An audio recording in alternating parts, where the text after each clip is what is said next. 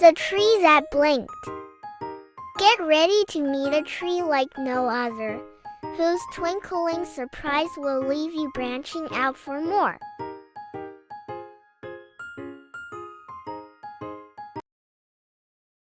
Do not go too far, Snake. Inky, Snake and Bee went to the forest. They took Phonic with them on the laptop and set him up in a glade. Then they went off to look for chestnuts. Yum! Look at that! They liked chestnuts and were going to roast them on a pan in the fire when they got home. They had made a pile of chestnuts next to Phonic. Snake slithered up the trees and knocked the chestnuts down to Inky and Bee, who cracked the prickly shells and collected the nuts. One of the chestnuts fell under a tree, and Bee rushed off to fetch it.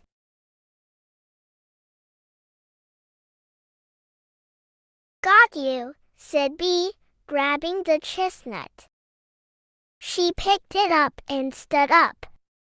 Then, as she looked at the tree, it seemed that the tree looked back at her. Help! Buzzed Bee in alarm. Help!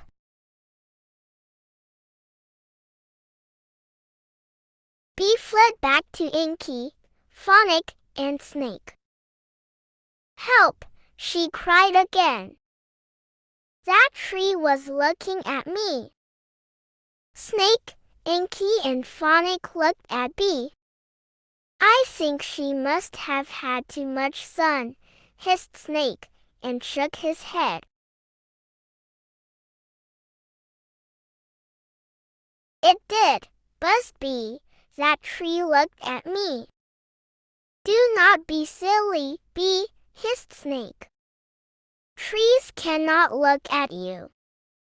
Well, this one did, insisted Bee. Come and see. That's silly.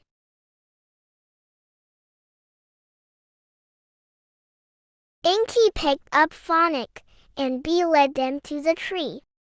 There, she said, pointing to it. The tree looked at them, and then blinked. See, whispered Bee. It is looking at us. No, said Phonic. Look, there is a hole in the tree, and there is something in the hole. Snake slithered up and looked inside the hole.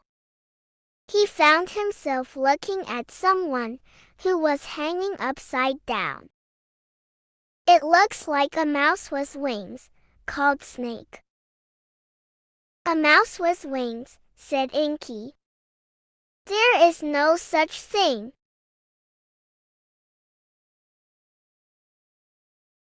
Snake looked into the hole a second time. Yup, he said. It still looks like a mouse with wings to me. I think it is you who has had too much sun, said Bee. A mouse with wings, mused Phonic. I think you can see a bat. A bat, said Snake, looking into the hole again.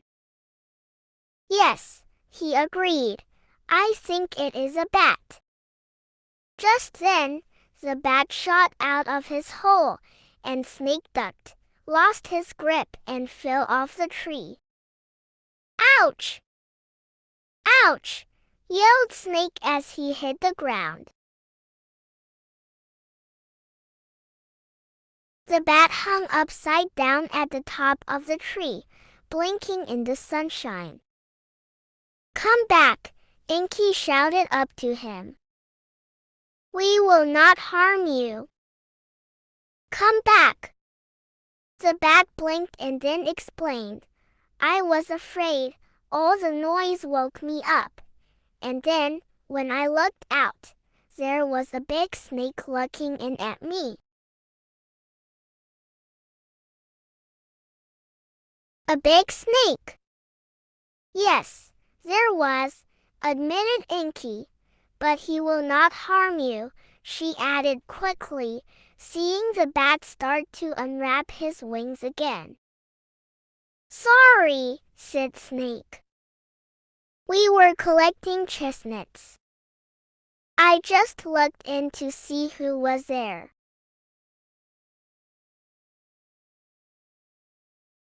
It is just my family and me, said the bat. In winter we sleep in a cave, and in summer we live in a big loft. But when we came back this summer, our home was gone. It had been converted into a room. We have been living in this tree while we look for somewhere else to live.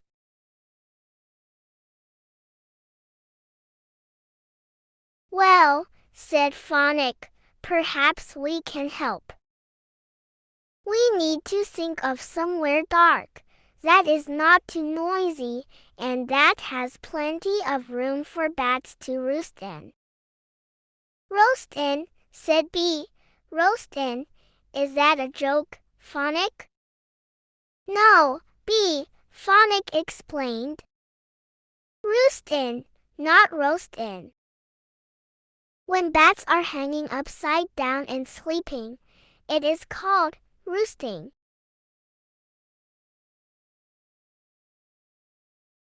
What about the shed?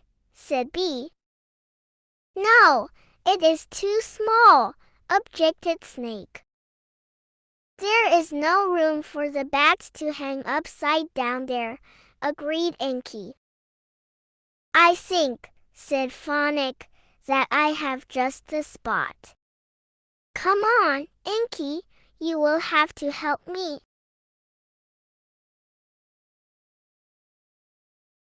They set off, Inky carrying Phonics, then Snake, Bee and the bat.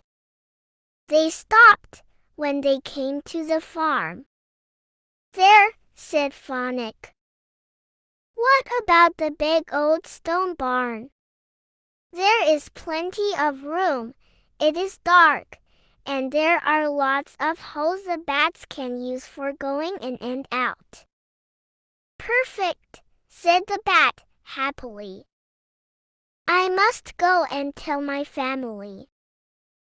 And we can go home and roast our chestnuts, said Bee. No more trees that blink for me.